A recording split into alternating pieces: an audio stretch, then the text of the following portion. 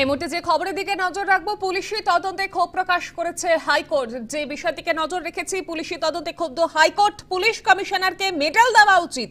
বাড়িওয়ালা ভাড়াটে সংঘাতে মন্তব্য বিচারপতির।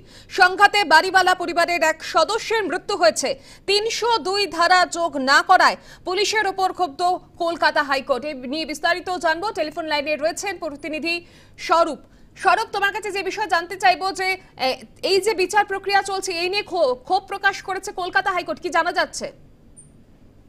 দেখো, টিটাগড়ের একটি বাড়ি এবং ভাড়াটের মধ্যে বিবাদ, তাতে বাড়িওয়ালার এক সদস্যের মৃত্যু হয়েছে, ছাদ থেকে ফেলে দেওয়া হয়েছে, এমনটাই বাড়িওয়ালার পক্ষ থেকে অভিযোগ করা হয়েছে। সেক্ষেত্রে আজকে বিচারপতি দেবাংশু বসাকের ডিভিশন বেঞ্চে দ্বারস্থ হয়েছিলেন আগাম জামিনের জন্য। সেই মামলায় কিন্তু আজকে হাজিরা ছিলেন সরাসরি অর্থাৎ ব্যারাকপুর পুলিশ কমিশনারের সিপি অলোক কাজরিয়া।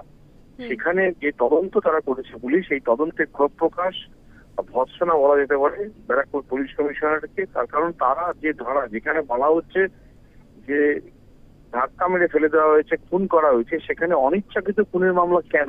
৩০৪-এর ধারা যে দেওয়া হয়েছে পুলিশের পক্ষ থেকে, সেখানে ৩০৪ হচ্ছে অনিচ্ছাকৃত খুনের মামলা, তাহলে ৩০২ ধারা কেন দেওয়া হয়নি?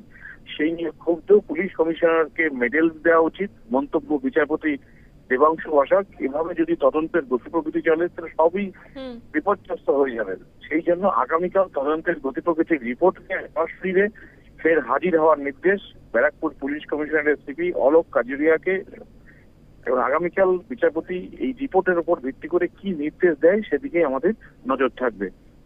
একেবারেই বেশ, ধন্যবাদ স্বরূপ। আমাদের সঙ্গে ছিলেন প্রতিনিধি স্বরূপ তরফদার। যেমনটা জানালেন যে ইতিমধ্যে কিন্তু খুনের তদন্তে পুলিশের ওপর ক্ষোভ প্রকাশ করেছে হাইকোর্ট, এবং যে নিয়ে ইতিমধ্যে তদন্ত চলছে গাফিলতি নিয়ে কলকাতা হাইকোর্টের প্রশ্নের মুখে পড়েছে ব্যারাকপুরের পুলিশ কমিশনারের অলোক রাজোরিয়া।